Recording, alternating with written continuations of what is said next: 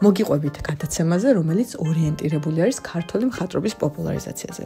გადაცემას ქვია არტემი და რამოდენიმე ნაწილად ვწერთ ხოლმე. არის სტუდიური ჩაწერა, სადაც მოდის სტუმარი, არის ბლიც შეკითხვები, შემდეგ მისი შემოქმედების ირგვლივ საუბარი.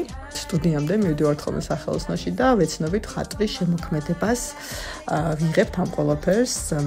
ეს ცალკე რილსებად იდება, რაც კიდევ უფრო მეტად აახლოებს მაყურებელს მხატვრის შემოქმედებასთან, რადგან კადრები არის ძალიან ცოცხალი და უშუალო. გადაცემა გადის RTV-ს ეთერში.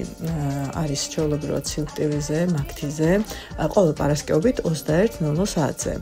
და გადაცემას ქვია არტემი. მისი წამყვანი კი ვარ მე. Ani გემასაშვილი. გადაცემის სტუმრები მხოლოდ კლასიკოს მხატვრები არ არიან, ვარჩევთ თანამედროვე მხატვრებსაც. მთავარია შემოქმედება იყოს ძალიან საინტერესო და სახელოსნო იყოს ძალიან მრავალფეროვანი.